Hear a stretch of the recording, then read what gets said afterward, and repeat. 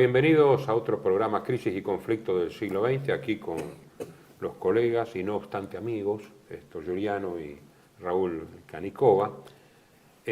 Agradecemos particularmente a TLV1 y a su director Juan Manuel Suárez Pinto esta oportunidad. Y bueno, el último programa habíamos quedado en la caída de Francia y el consiguiente armisticio, ¿no es así, Héctor? Había algunas cositas que añadir. Nos quedó colgado nada más explicar muy brevemente cómo fue pactado el armisticio, porque acordémonos que cuando se quiebra la defensa francesa, el general Weygand, jefe de la Fuerza Armada, le pide urgentemente al gobierno Renault, que había renunciado y fue sustituido por Pétain, que era una figura histórica, militar y política y de respeto en Francia, le pide que logren lo antes posible un armisticio. Eso creo que fue el 18 de junio, algo así, y el 22 se firma en el bosque de Compiègne, que es famoso la anécdota, ¿no?, que Hitler pidió llevar al mismo lugar y el mismo vagón que se había firmado el armisticio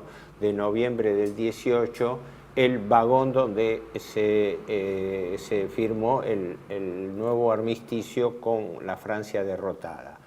Que no estuvo el mariscal Pétain, estuvo el general Huntzinger, ¿no? Pero la delegación francesa era plenipotenciaria. Allí nos quedó simplemente, porque las cláusulas son mayores, nos quedó dejar claro cuáles fueron las principales notas de ese armisticio, que son importantes para lo que va a seguir, incluso para el tema de hoy, que es el tema de Italia en la guerra. Sea como sea, las condiciones que fijó Alemania a la Francia derrotada fueron relativamente benignas, relativamente moderadas, ¿no? En el sentido de que, si bien se avanzó en concesiones territoriales, algunas eran transitorias. Ejemplo, Alemania ocupó todo el norte de Francia y toda la línea de costa, desde el Havre, desde la península de Bretaña hasta la Hendaya, hasta la frontera con España, pero por razones militares y hasta tanto durase el conflicto con Gran Bretaña, con lo cual no se anexionaba territorio. Sí reincorporó, tengo entendido, la Alsacia y la Lorena, ¿no? Pero no exigió concesiones territoriales adicionales o nuevas a Francia. El gobierno francés podía establecerse en París o en otra ciudad que eligiese. Como París estaba dentro de la zona ocupada, fue allí que se decide la ciudad de Vichy como asentamiento del gobierno Pétain, que duró hasta el fin de la guerra prácticamente. Aún con su auxilio en Alemania, ¿no? Hay que ver que el último año después de la caída de lo que se llama la caída de Francia, París, el gobierno de Vichy, se trasladó a Alemania, así que pero era oficialmente el gobierno de Vichy. Y dos o tres concesiones que me parecen importantes. La primera, si bien se rindió el ejército y la aviación francesa, se pactó que la flota no iba a quedar bajo jurisdicción alemana, tanto así que primero se concentraba en Tolón y después en el norte de África, en la base de Orán, donde días después los ingleses hacen el traicionero ataque en la base de Mercer-Quevir, en Orán, contra la flota francesa, o sea, con los que habían sido sus aliados hasta hacía pocos días, ¿no? Y habían puesto a salvaguarda a la flota para no entregársela a los alemanes, y así todo Inglaterra aprovechó a dar el zarpazo para hundírsela, con el pretexto de que exigía que la flota se pasase a Gran Bretaña, lo cual era contradictorio con el armisticio. Claro, porque por el armisticio no debía ser entregada a nadie. A nadie, es claro. Y en la última nota relevante, puede haber muchas, es que el gobierno de Vichy mantenía la administración en los territorios franceses de ultramar, que eran parte del imperio francés, desde la Indochina hasta los territorios de África Occidental, del norte de África, de Argelia, etc. Eso duró, conviene decirlo, ¿no? ¿Cómo? Duró hasta que se constituyó el otro gobierno provisorio en Londres con De Gaulle, y empezó la disputa, pero tuvieron que combatir, porque los países neutrales, incluyendo en esto los Estados Unidos, seguían reconociendo al gobierno de Vichy como el gobierno legal, aún en los territorios de ultramar, porque hubo un episodio minúsculo, por supuesto, en el archipiélago de Saint-Pierre-et-Miquelon, que es ahí al lado de Terranova, y el gobierno ¿cómo se llama?, de Roosevelt, que después de la guerra no reconoció a los... No, hubo instancia, porque aparte De Gaulle, exiliado en Londres, intentó con poco éxito captar los territorios de ultramar, fue a Dakar y los acaloran en los tiros, aunque después volvió estaba con la flota inglesa. Hay una serie de episodios, pero esto, para completar lo que no llegamos a decir en el programa anterior, era para señalar que cómo quedaron los tantos, como se dice, con la derrota de Francia. Si bien la derrota de Francia fue demoledora, ¿no?, desde el punto de vista de la estrategia, pero las condiciones de paz no fueron relativamente moderadas, benignas, pero no era porque Hitler fuese bueno o malo, simplemente porque había también una cuestión de cálculo. La guerra continuaba con Gran Bretaña. Esto se dijo el otro día, pero yo no lo traje ahora, leímos las principales partes del armisticio, comparando el de 1918 con este de 1940, los comparamos. No, nada que ver, la rendición aquella había sido una especie de rendición incondicional. Hay que reconocer que fue después de 4 años de guerra, del 14 al 18, y acá fue una campaña de un mes y algo. O sea, era otro tipo de odio, no había el odio en realidad que existía en la Primera Guerra Mundial, después de tanta masacre. Mira, eso está aceptado por todas partes, que la defensa francesa no fue a fondo porque la población y el ejército francés no tenía esa moral de lucha reivindicativa que había tenido en la Primera Guerra por la derrota en la Guerra Franco-Prusiana de 1870, la quita de las Bases. Así que las condiciones, por eso digo, fueron moderadas, relativamente moderadas, porque había también un cálculo. La guerra seguía con Inglaterra. Y en ese momento estaban dadas las condiciones para que la guerra terminase, porque ya no había guerra en Europa. Inglaterra no tenía capacidad ofensiva como para cambiar el tablero de Europa por sí sola. En realidad continuaba la guerra porque sí tenía la apoyatura de los Estados Unidos atrás. Y tenía todo un imperio, además. Y tenía el imperio. No estaba sola, digamos. Estaba el imperio. Pero ellos dicen, estamos solos, no. No, exacto. Siempre, vendieron la imagen, por así decirlo, de su pobreza. Habían huido del continente. Claro. No tenían presencia continental. Ahora esto es muy importante para enlazar cuál es la actitud de Italia, porque evidentemente que esto sorprende a todo el mundo, incluso a Mussolini, la rápida caída de Francia. Mussolini y Hitler tenían visiones distintas, aunque eran aliados. Uno era un continentalista, un hombre de la Mittel Europa, y Mussolini era un hombre del Mediterráneo, digamos. Uno tenía una visión continentalista y otro una visión mediterránea. Siempre Mussolini tuvo, digamos, la idea de reivindicaciones como potencia Italia frente a Francia, y ahora Francia estaba caída, pero no había combatido, entonces no podía sentarse a una mesa de negociaciones con pretensiones.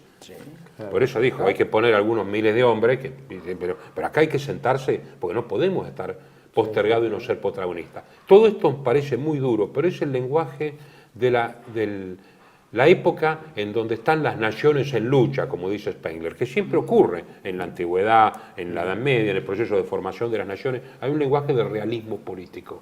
El realismo político es independientemente, la visión independiente de los espectadores, que siempre están por cuestiones éticas a favor de uno y de otro, e incluso de los actores, que obedecen a grandes corrientes profundas de la política colectiva. Entonces, estamos hablando en un lenguaje del realismo político que Mussolini tiene que hacer algo, y por eso, de repente, al ver, esto personalmente me lo dijo Renzo de Felice en una oportunidad, Italia tenía que, después de que había un gran consenso, que todo el mundo lo acepta, empezando por el propio de Felice en su libro Los años del consenso, había que tener una política exterior.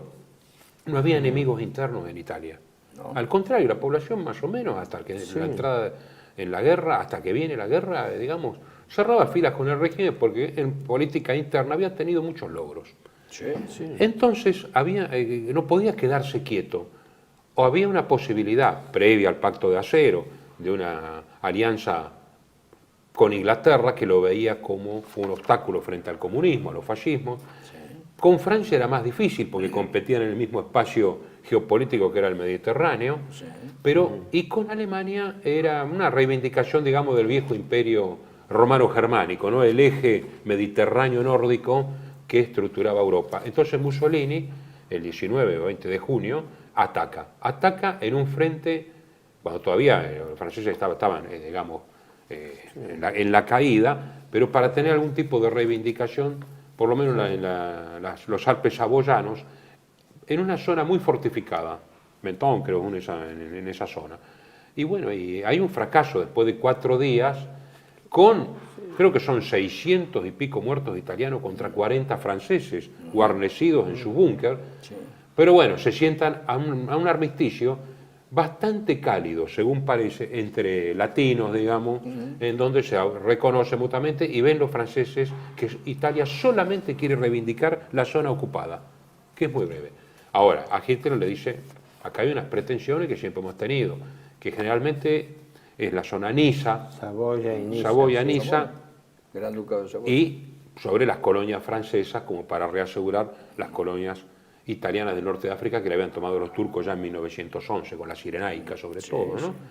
Y Hitler dice, no, ¿por qué? Pues ya lo que tenía en mente era que Inglaterra era muy posible que firmara la paz, por eso las ofertas de paz.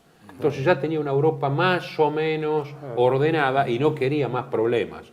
Pero Mussolini, con su visión mediterránea, quería otro tipo de reivindicaciones. Y ahí chocan, digamos, por eso Mussolini. Quería agregar una cosita que está muy bien eso, ¿no? Muy bien los dos. Agregar un detalle. En realidad, vos lo has dicho, la política continental está en la mente de Hitler, la política mediterránea está en la mente de Mussolini. Ahora bien, recién en el 43, esta idea romano-germánica empieza a operar en el 43 cuando tanto uno como otro ven en la guerra ya una amenaza a toda Europa, no solamente a Alemania e Italia. Ellos pasan de una concepción mediterránea uno, continental la otra, a una digamos, romano-germanización del Sacro Imperio, la idea del Sacro Imperio. Por eso se pliegan, por eso tienen voluntarios, tantos voluntarios europeos como veremos más adelante, ¿no es cierto? Pero hay un cambio. En ese momento todavía ese cambio no está. Por eso Italia piensa con realismo político lo suyo y Alemania con realismo político. Al final se funden esos realismos en una idea común. Ese dilema, creo que ustedes también fueron amigos de Pablo Bollo, ¿no? Yo con Pablo Bollo Marcet hablé tantas veces de este tema que él siempre hacía una observación muy cierta. Dijo que en realidad Hitler y Mussolini diferían en que Hitler y los alemanes nunca dieron la relevancia al teatro del Mediterráneo y al sur de Europa que le habían dado los italianos, que eran los que vivían. Ese tema hay mucho para hablar y después resultó en gran medida trágico para Alemania, pero también imposible de abarcar. Ahora, con respecto al tema de este programa, que es el rol de Italia en la guerra, en los comienzos, yo querría sintetizar algunos elementos importantes a tener en cuenta. Uno de ellos vos lo dijiste y es importante, el primero de todo. Mussolini había afianzado económica y políticamente a Italia y le había dado un relieve y un prestigio internacional que hasta entonces Italia no había tenido, ¿no? El famoso expresión de no sé quién fue, un italiano que dice, al tempo di Mussolini la Italia era rispettata al mondo. Sí. Mussolini durante gran parte de la década del 30 había sido el árbitro, lo hemos hablado, el equilibrador, el moderador de las pretensiones europeas.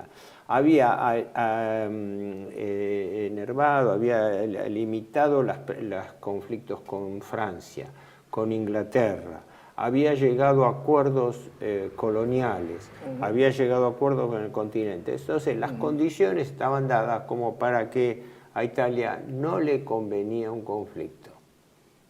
pero su alianza con Alemania y la crisis que se le movía el partido de la guerra que iba al choque con Alemania y la política agresiva de Alemania con respecto a la recuperación de las tierras, de la reconfiguración del Tratado de Versalles, hicieron que Italia fuese, como dice, arrastrada o llevada a la guerra. Es una vieja controversia.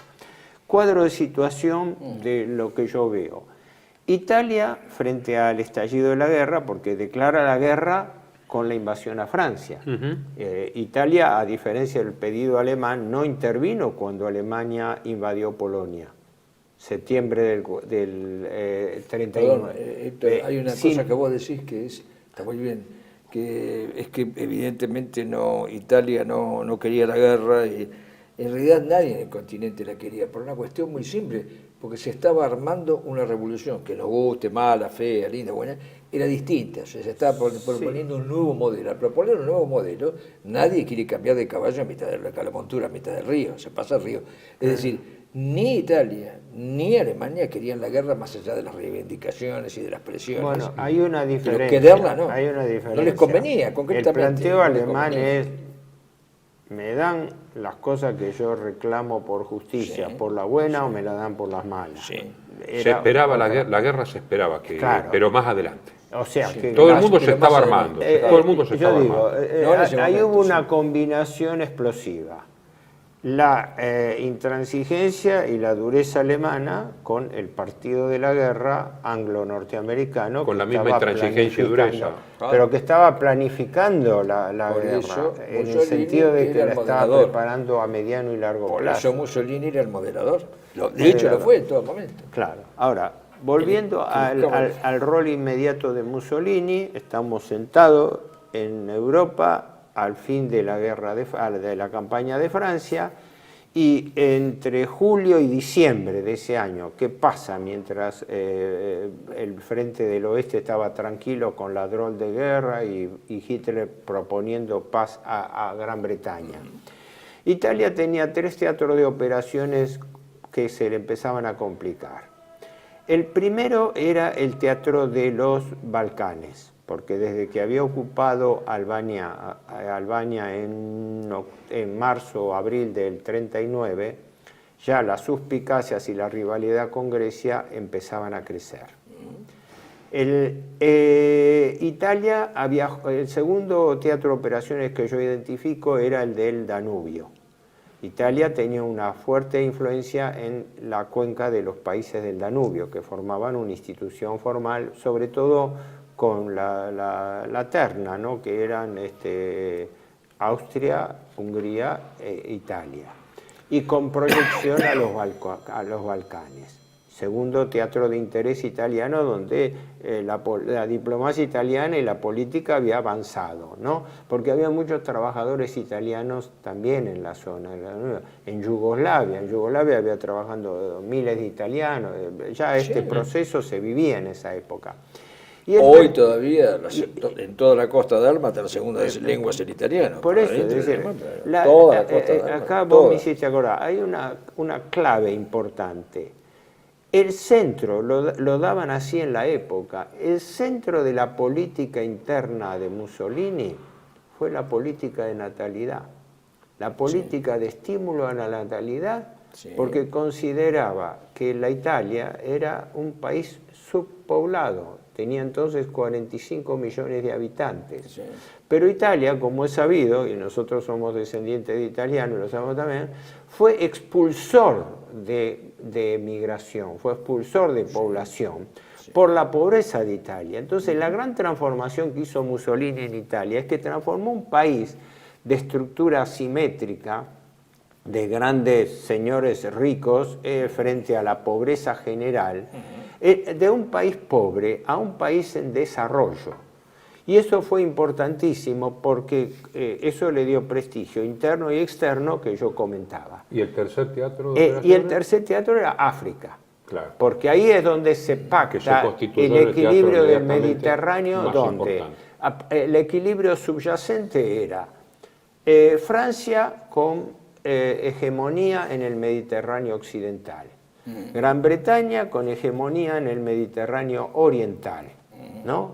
Suecia, Egipto y todo. E Italia quería su participación afianzada en el Mediterráneo central con Libia, bueno, la Tripolitania y la Cirenaica. Eso lo desarrollamos en el próximo bloque. Bueno,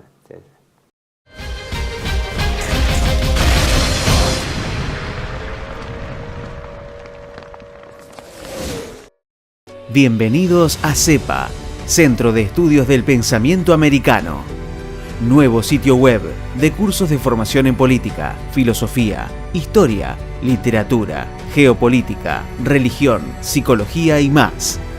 Cursos de formación que reflejan el verdadero pensamiento americano. Lo invitamos a elegir el curso de su agrado ingresando en www.cepa.la.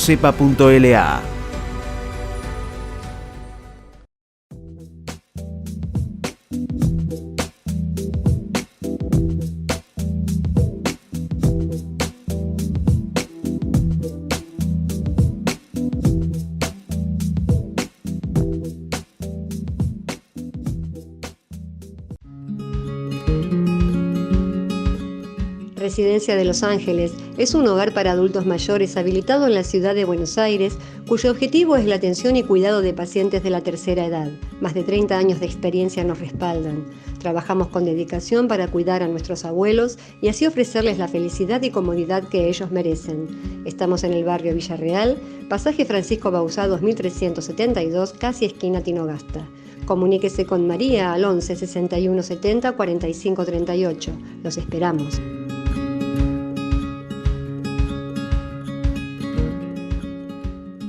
Decir siempre la verdad primero tiene un precio. Pero todos los días, en cada programa, en cada reportaje, en cada esclarecimiento, descubrimos que decir la verdad vale la pena. Decir siempre la verdad tiene un precio. Pero cada vez que recibimos tu apoyo, entendemos que seguir luchando vale la pena.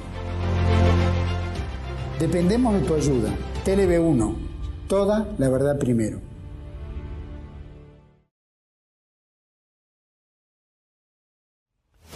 El mundo detrás de las cortinas, la historia como instrumento de control de las masas de Samuel Cruz. Un libro que desenmascara los mecanismos de control de las masas puestos en práctica por el Instituto Tavistock en la Segunda Guerra Mundial contra Alemania y contra la humanidad. Disponible en Argentina en editorial Cruz y Fierro. El mundo detrás de las cortinas, de Samuel Cruz.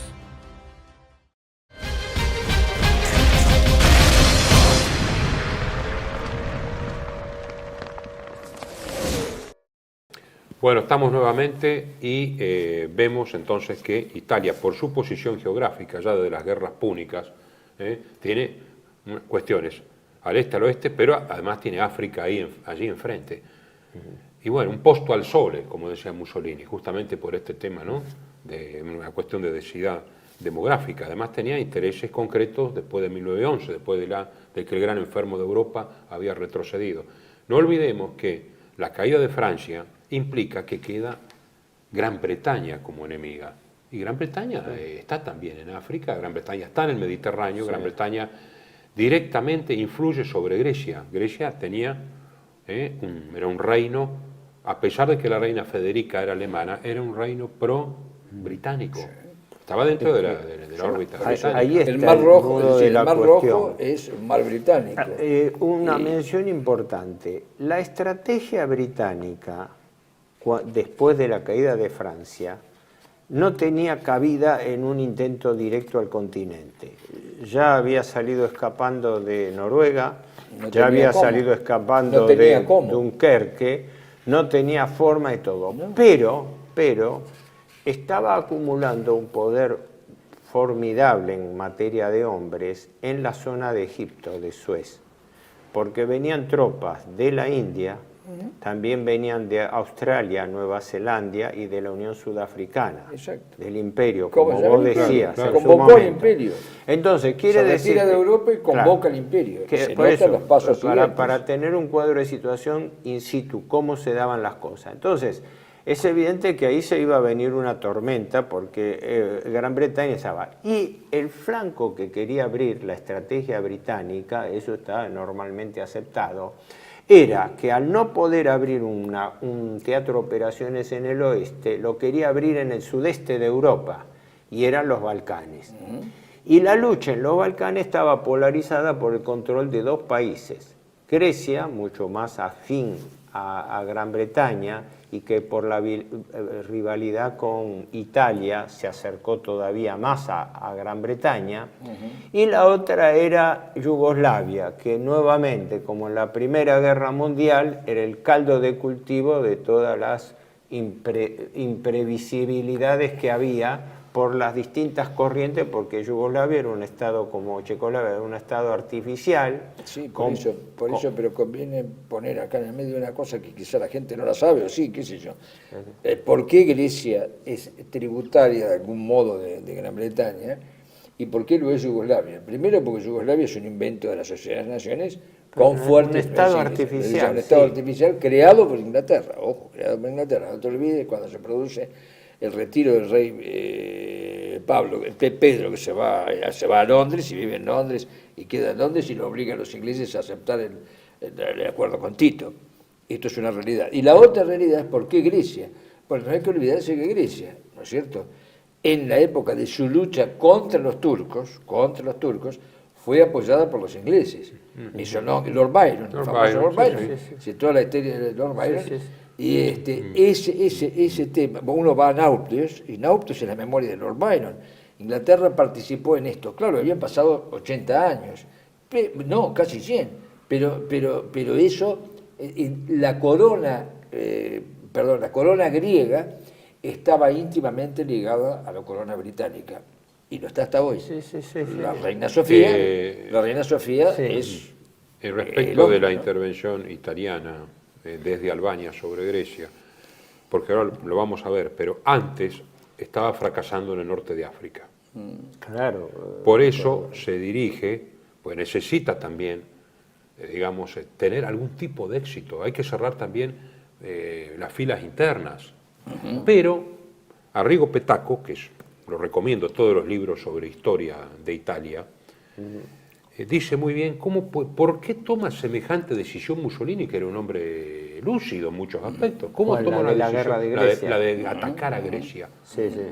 Y dice, la explicación siempre es que la que dice Ciano, la que le confiesa, que dice que Hitler nunca lo pone en antecedentes, su aliado, cuando toma alguna decisión, entonces yo también voy a tomar la decisión de desriñonar a Grecia. Sí. Hay una versión, no sé si es válida o no, que Mussolini efectivamente, llamémosle con ciertos celos de su adversario, parece que fue así. Hitler viajaba y se encontraba con Mussolini, no sé, en Milano. Sí, en Milano. ¿No? Y cuando arriba a la estación, Mussolini se adelanta y le dice, Führer, marchamos.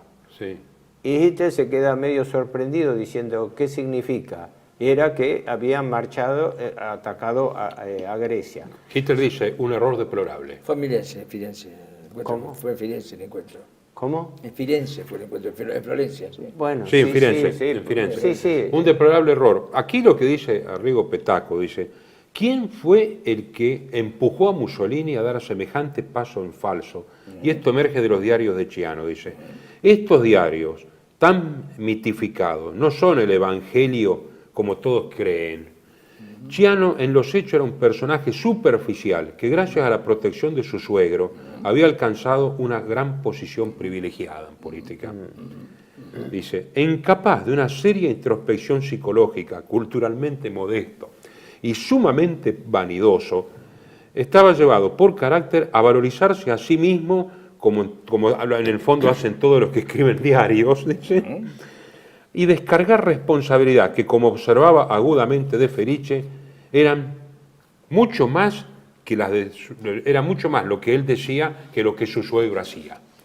Exacto. Bueno, esto que vos has leído es fundamental. ¿Por qué es fundamental?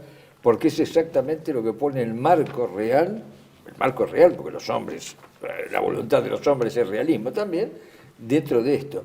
y explicaría, primero, el tema ese que a mí me gusta decir de Italia, de la diarquía, que el poder está compartido. Y que curiosamente, yo creo que Mussolini acepta esto que vos señala ahí a Rigo Petaco, porque por el tema de los equilibrios. Hay que equilibrar entonces el equilibrio con la corona, que él tuvo que hacerlo, de hecho, desde 1922 hasta el 43 tuvo que hacer el equilibrio con la corona. Y Ciano es un hombre que medra en esto. Ahora, curiosamente, en las memorias de Churchill, cuando el proceso de Verona contra Ciano, hay una carta, la publica Churchill, yo supongo que debe ser real, no creo que sea, en donde Ciano se confiesa y dice: hace años que trabajo para derrocar este régimen y que ahora me ha puesto en un tribunal. La carta es terrible, está en las memorias de Churchill, está en el tercer o cuarto tomo, porque se refiere al año 44. Sí. Entonces hay que tener en cuenta eso. Y yo creo que lo de Ciano habría que analizarlo un poco mejor, pero me parece que esto es muy preciso, porque eso es lo que pasó. Y ahí se comprende el error enorme del ataque a Grecia. Yo no sé qué relevancia tuvo realmente Ciano en las decisiones. De todas maneras es un indicio, se ha hablado mucho y se ha hablado mucho mal de él, ¿no? Hasta le atribuyen de haberse jactado, de haber sobornado generales griegos que iban a faltar a sus compromisos. Pero el motivo concreto de la guerra con Grecia que invoca Italia fue que en la frontera albanesa, la frontera de Albania y Grecia, que ya había provocado rivalidades delicadas entre los dos países, Italia estaba tratando de ir conformando un cuerpo expedicionario. Los griegos estaban al tanto de eso. E Italia lo estaba haciendo con fuerzas insuficientes en el terreno. Esto es muy importante porque Italia tenía que trasladar a través del Adriático, tenía que trasladar a los puertos de Durazzo y Valona, tenía que trasladar. Y entonces es muy difícil encarar una operación militar de envergadura contra otro país dependiendo del abastecimiento marítimo. Y máxime cuando los dos puertos tenían deficiencias de volumen, ¿no? Sí. Por eso todas estas razones que vos muy bien señalás, evidentemente indican que eso fue una planificación espantosa, que fue un error enorme, un error muy grande. Claro, estas cosas son importantes verlas a distancia, porque así como Polonia evaluó mal la capacidad militar alemana, los italianos evaluaron mal la capacidad de resistencia griega, y tanto es así que los griegos no solamente tenían preparado un sistema de fortificaciones de defensa, lo que después se llamó la línea Metaxas, ¿no? Sino que empezaron a acumular en el norte de Grecia con refuerzos cercanos que venían de Salónica. Pero ¿qué pasa? La clave de todo eso era el respaldo británico.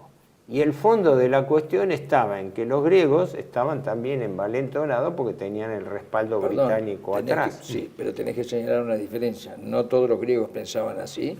Y había un problema interno en Grecia que era el siguiente. Te lo explico si querés. Sí, lo derrocaron a Metaxas. Claro, Metaxas Metaxas muere además, pero primero lo quitaron del poder, el derrocamiento de Metaxas, porque hay que acordarse que el general Ion Metaxas era general, era un simpatizante fervoroso de Mussolini, del sistema fascista, no era Mussolini, del sistema fascista. Quería hacer un régimen más o menos fascista en Grecia y tenían ellos el resentimiento de la Primera Guerra, porque no hay que olvidar que en la Primera Guerra, y acá lo de la Primera Guerra Mundial, en algún momento creo que lo dijimos, le metieron la flota y le desembarcaron los ingleses cuando se les dio la gana. Entonces, y lo de Galípoli, todas estas cosas, lo de Salónica, perdón, sí, se me hizo. Es decir, lo de Salónica, eso lo tenía muy presente. Tener presente todo esto, eran muy pocos años, y entonces se desplazó el gobierno. Es decir, en Grecia no era unánime. Por eso también, aparte, lo vamos a decir más adelante, por eso también, a pesar de ser un ejército aguerrido, duro y demás, y con una geografía muy favorable, con una línea militar muy buena, como era la llamada línea Metaxas, cayó. Y cuando cayó, los generales griegos, tanto Papagos como el otro, es decir, estaban en contradicción con el tema de la presencia inglesa, y los ingleses los habían llevado a la guerra. Por eso el error de Mussolini provoca en realidad, el error de Mussolini, el error del gobierno italiano. Mussolini no es ajeno a esto, este error, inducido por Chano, por quien sea, provoca esa guerra absolutamente inútil. Era una guerra inútil. ¿A qué servía atacar el norte de Grecia? Nada. Además son pérdidas de nombres y material sin un objetivo específico. El motivo formal, recordando la lectura, fue que Italia exigía que en la frontera greco-albanesa se le concedieron, no sé si una decena de posiciones de observación en la frontera que militarmente convenían a Italia. Y Grecia lo rechazó de plano. Sí, pues, y entonces, pero no había una reivindicación territorial, no había una motivación. La única que sí pesaba era que la presencia británica en Grecia empezaba a aumentar y entonces ahí sí habría la suspicacia italiana y también alemana que seguían el tema. Por eso se produce el fenómeno de que Italia ataca, consigue mínima profundidad, no le llegó a tener profundidad de ataque, y los griegos que habían preparado su fuerte a través de todo el aprovisionamiento de Salónica, porque ellos tenían la fuente de logística más cercana que los italianos, hacen una contraofensiva e ingresan en Albania. Entonces cambia el sentido de la guerra, porque entonces lo que había sido una especie de guerra de conquista se transforma en una guerra defensiva. Que es una guerra breve pero muy sangrienta. Monastero, las cotas, es decir, en Albania y en Grecia, en la frontera, ahí la división Julia pierde muchísima gente, incluso por congelamiento, porque a esa altura, en octubre, noviembre, hace muchísimo frío. Claro, época y zona montañosa, que decían que los griegos... Mayer, gran estudioso de la historia antigua, Eduardo Mayer. Mayer dice, cuando hace su análisis sobre Grecia, como la polis no podía ser de otra manera que una entidad, digamos, aislada respecto de otras, difícil de comunicarse, con el ostracismo como castigo, porque hay que ver la orografía de Grecia. Si era difícil en aquel entonces, no dejaba de ser difícil, porque ahí hay que ir con mulas, ahí no valen los camiones, no valen los tractores, no hay los blindados, nada.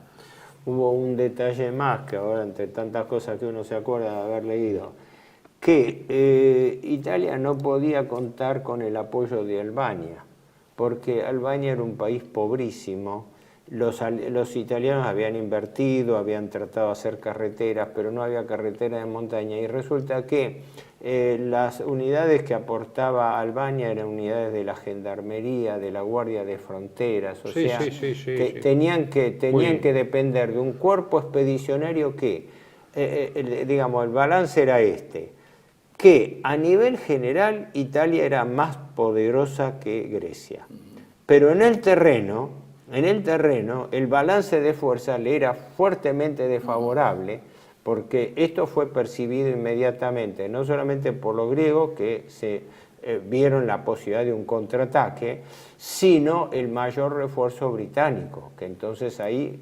desequilibró todo el Los ingleses vieron entonces la oportunidad de intervenir ya directamente y mandaron a algunos de los mejores tropas neozelandeses. Toda la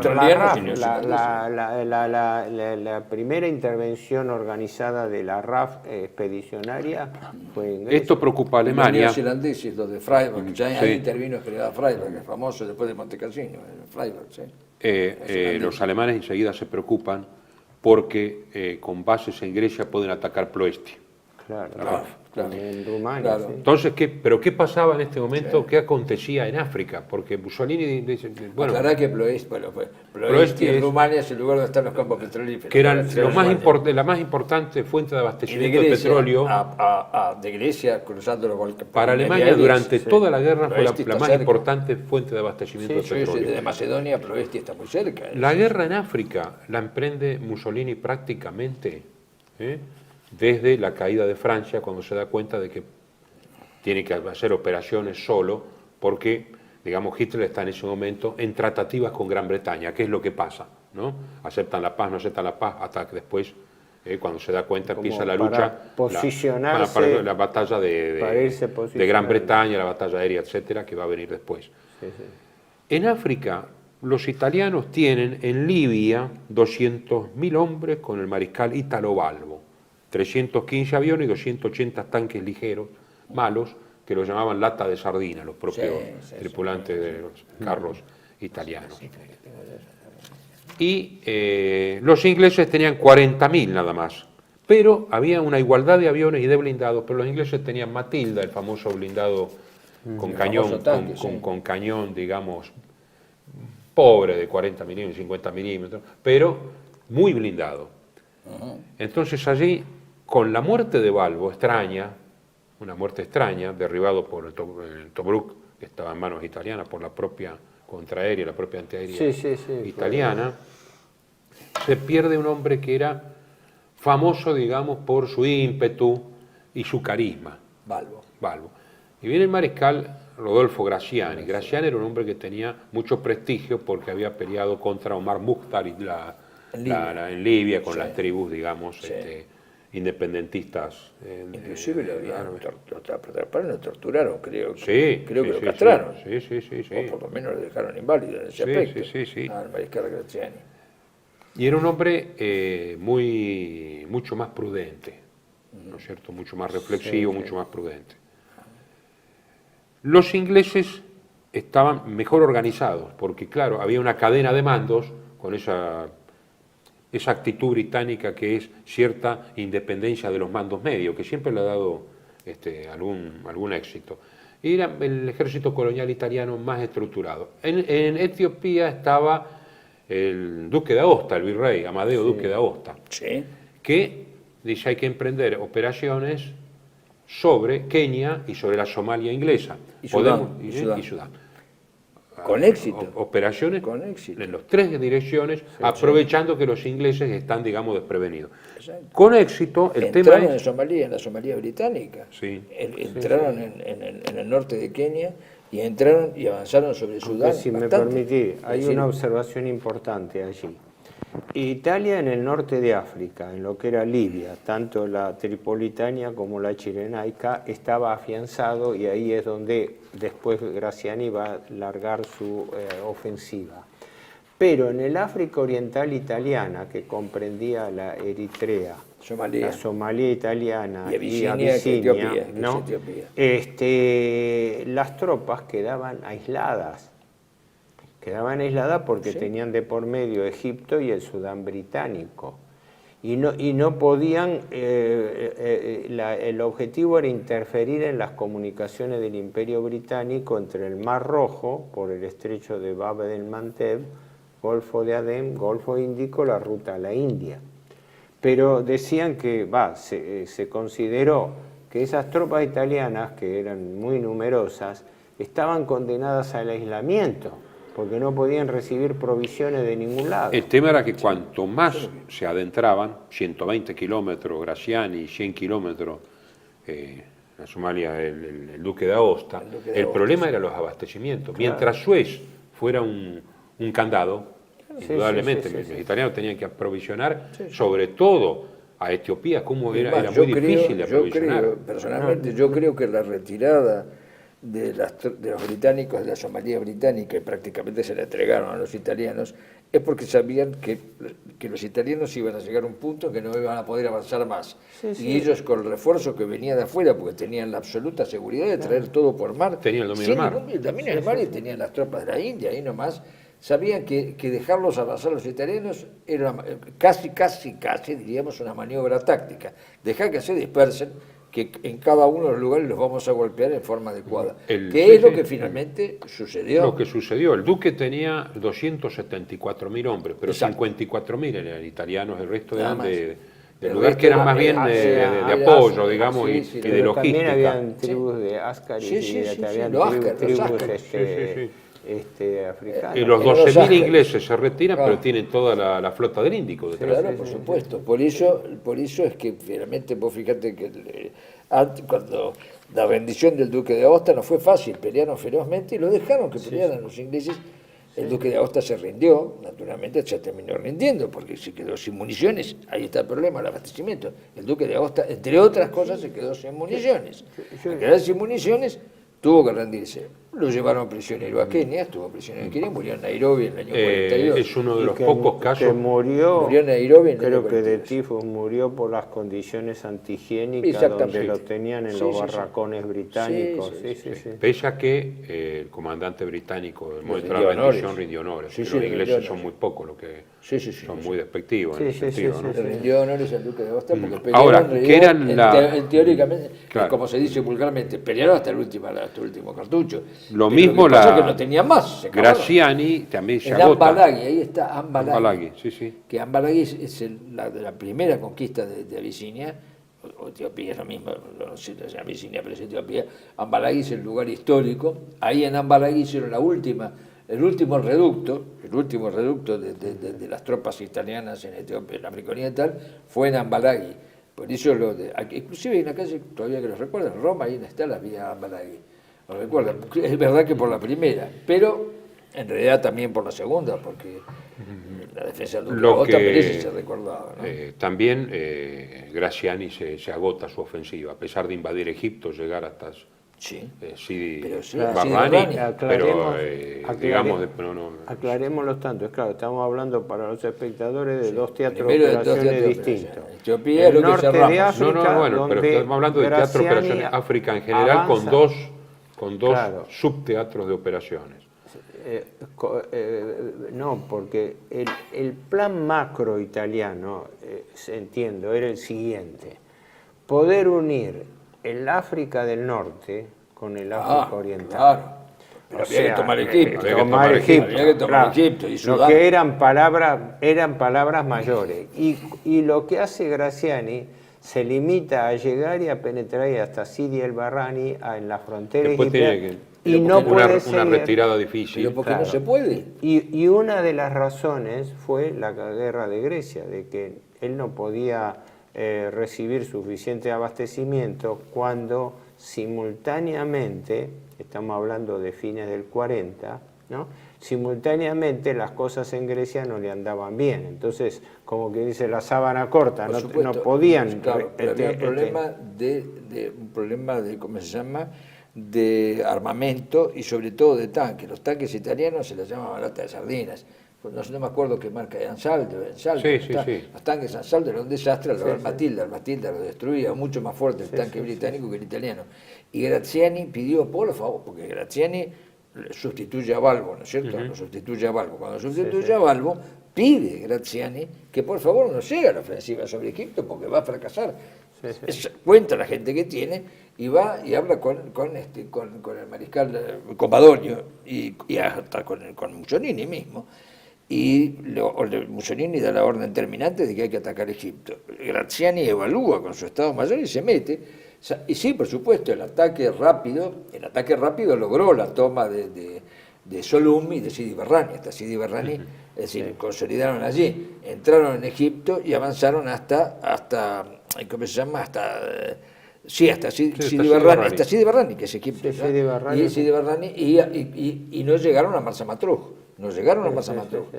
¿Por qué? Porque vieron la ofensiva con los Matilda y en realidad... Wawel, se genera Wawel, que hizo la gran ofensiva, ya lo despegaron del frente de Etiopía y lo mandaron allí.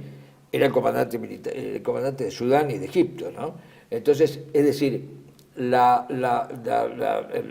contraataque italiano, el contraataque inglés se frena en rigor de verdad, porque el ejército italiano cae como un castillo de naipes, se frena solamente por dos cuestiones. Primero, por la necesidad de trasladar las tropas a Grecia cuando entran los alemanes en los Balcanes, primero. Y segundo, por la llegada, del hombre que después nos va a dar que hablar, que es el general Erwin Rommel, comandante de un grupo de ejército que se llama... Tienen que trasladar las dos mejores divisiones, la neozelandesa y la australiana. Tienen que trasladarlas. Un comentario importante, porque me parece que si no lo estamos omitiendo. Graziani, en efecto, por el norte de África, siguiendo la línea de costa, porque el interior era desértico y con malas comunicaciones, llega hasta la frontera de Egipto, hasta Sidi Barrani. Sí. Pero ahí es cuando recibe la contraofensiva. la contraofensiva de Babel, ahí Italia, él tiene que ir replegándose a lo largo, va perdiendo todas las costas del norte, desde Tobruk hasta Bengasi y todo, y Italia pierde la Cirenaica, pierde la mitad de Libia, es decir, toda la parte esa. Entonces, el cuadro de situación que quedaba de Italia en África era bastante comprometido. El África Oriental Italiana, aislada, agotando sus recursos, después de haber intentado una ofensiva de ataque previo, pero luego replegada. Estamos hablando fines del 40. ¿Sí? El ejército de Graziani retrocedido hasta el Águila, hasta el límite de la Cirenaica. Y el conflicto con Grecia que no avanzaba. Digamos, el balance, el cuadro de situación, lo que sería a diciembre del 40, porque la clave de lo que uno está haciendo es tratar de respetar la regla histórica, de que los hechos se analizan de acuerdo al contexto de su tiempo, ¿no? Porque después a posteriori cantamos, como decís vos, con el diario del lunes lo contamos, pero en ese momento había que tomar decisiones e Italia estaba comprometida como para no poder En ese hacerlo. momento Hitler se da cuenta de que la guerra sigue con Inglaterra, fin del 40. Por eso ofrece, y esta vez Mussolini, que antes lo había rechazado, acepta la ayuda. ¿Sí? Y ahí cambia el panorama, la situación en el Mediterráneo y los Balcanes. Yo quisiera ir por el tiempo a la cuestión naval. Sí. ¿No? Sí, ¿Me dejas agregar no sé una si palabra en este segundo bloque tenemos tiempo todavía. No sé, creo que sí. La reflexión esta.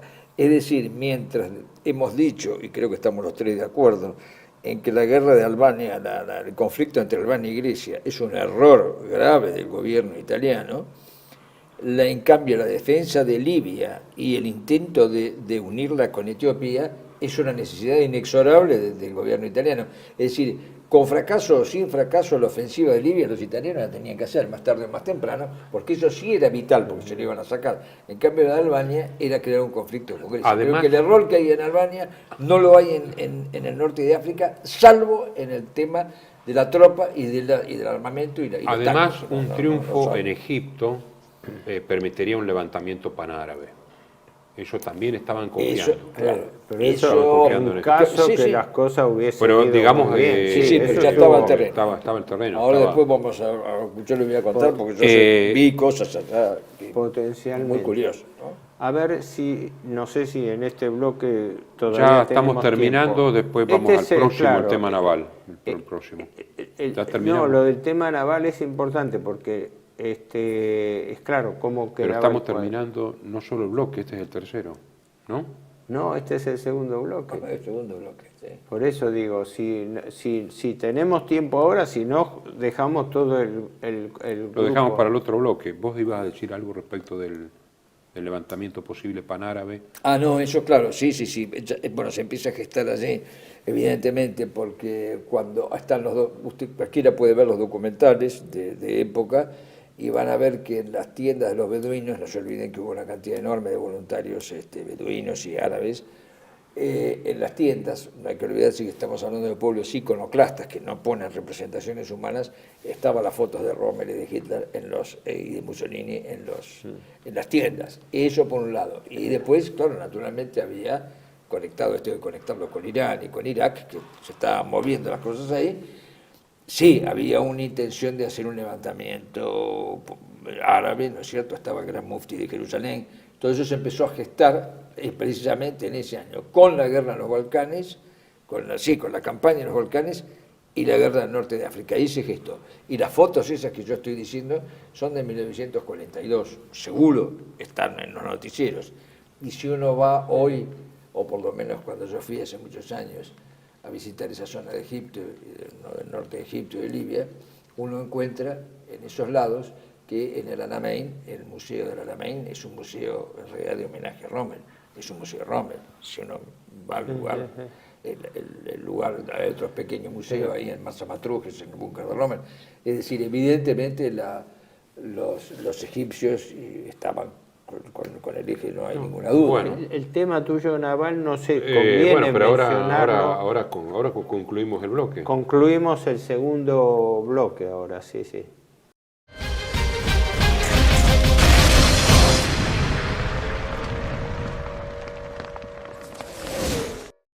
Bienvenidos a CEPA, Centro de Estudios del Pensamiento Americano. Nuevo sitio web de cursos de formación en política, filosofía, historia, literatura, geopolítica, religión, psicología y más. Cursos de formación que reflejan el verdadero pensamiento americano. Lo invitamos a elegir el curso de su agrado ingresando en www.cepa.la.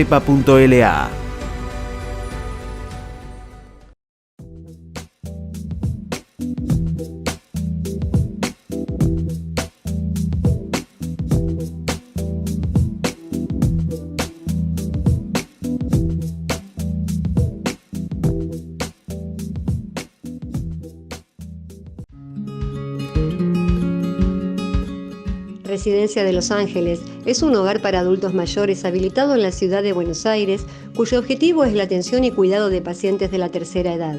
Más de 30 años de experiencia nos respaldan.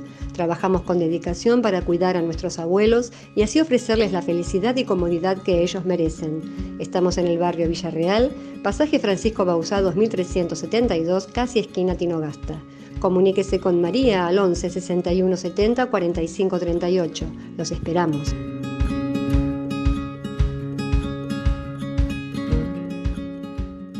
Decir siempre la verdad primero tiene un precio. Pero todos los días, en cada programa, en cada reportaje, en cada esclarecimiento, descubrimos que decir la verdad vale la pena. Decir siempre la verdad tiene un precio. Pero cada vez que recibimos tu apoyo, entendemos que seguir luchando vale la pena. Dependemos de tu ayuda. TLB1. Toda la verdad primero.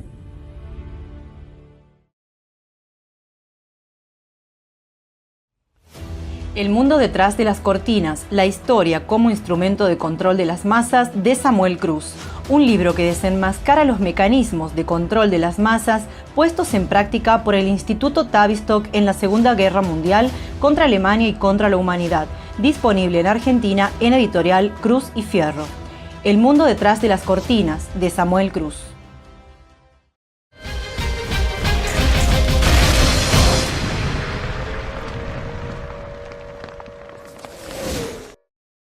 Bueno, volviendo al teatro de operaciones del Mediterráneo, desde el punto de vista naval, Italia era una potencia. Era la quinta potencia naval del mundo por tonelaje de buques de guerra, que eran además muy buenos. Tenía 6 acorazados, 2 de ellos muy modernos, el Littorio y el Vittorio Veneto, y uno en construcción, el Roma, 7 cruceros pesados, 12 ligeros, 40 destructores y 117 submarinos. Los ingleses tenían 3 acorazados viejos de la Primera Guerra, 3 cruceros pesados, 4 ligeros, estamos diciendo al momento que Italia entra en guerra, ¿no? 31 destructores, 8 submarinos, pero tenían un portaaviones. ¿Qué es lo que va a ocurrir acá? La entronización del arma aérea como un elemento decisivo. Antes que en la Guerra del Pacífico, que lo vamos a ver más detallado, es en el Mediterráneo donde se demuestra la importancia de un portaaviones. Mussolini decía que Italia era en sí un portaaviones, claro, por su ubicación geográfica, pero eso hizo que quedara en el limbo el portaaviones Áquila, que nunca entró en servicio. ¿Qué pasaba? Los ingleses tenían un gran almirante, Cunningham. Cunningham era un hombre de iniciativa propia y además la Royal Navy tenía desde la época de Nelson el tema de la libertad de movimientos.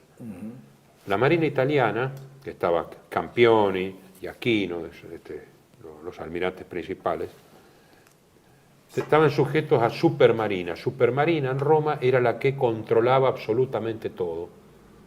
Entonces, y superaéreo, digamos, tenía la aviación, el Estado Mayor Naval.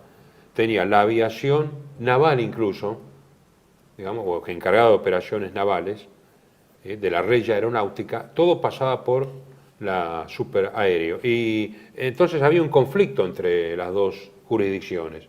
y no se ponían de acuerdo. Eso llevó muchas veces a la derrota, porque claro, al no tener una operatividad conjunta de aviación y marina, muchas veces había un desfasaje que era aprovechado por la superioridad táctica y de maniobra británica.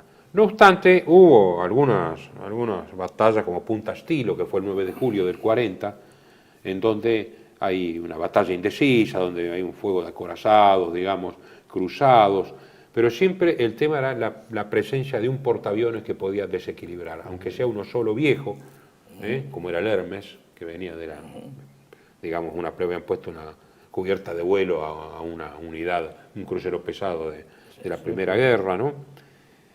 Y luego se abre la campaña de Grecia y la Marina italiana tiene que empezar a hacer una lucha de convoyes. Aquí está el tema de Malta. Al principio Mussolini quiere una intervención sobre Malta, pero considera que no hay fuerzas suficientes y después que no hay una necesidad porque los ingleses están tan ocupados en los Balcanes y tan lejos en las bases de Alejandría y de Gibraltar que el Mediterráneo central no tendría tanta importancia de momento. Un funesto error de apreciación. Sí, por supuesto, Malta está en el medio. Y aparte que entiendo que había un compromiso italiano con Alemania de que ingresada Italia en la guerra, no sé si había un tiempo en el cual Italia se comprometía a ocupar Malta, que después fue cambiado por eso que vos decís, por neutralizarla, que después incluso los alemanes mandan una flota con Richthofen, algo así, para una flota aérea para bombardear. Pero no es lo mismo. Mientras lo pudieron neutralizar, sí, había ataques sobre Malta, sobre el aeropuerto, sí. El tema del portaaviones es fundamental porque el primer gran ataque británico y la primera, dice Churchill, buena noticia de la guerra fue la destrucción, aunque sea momentánea, de una parte de la flota italiana en el puerto de Tarento, que era el más importante junto con la Spezia que tenía Italia. Allí tenían 21 casamatas de artillería antiaérea y 86 globos, pero ¿qué pasa? Las redes...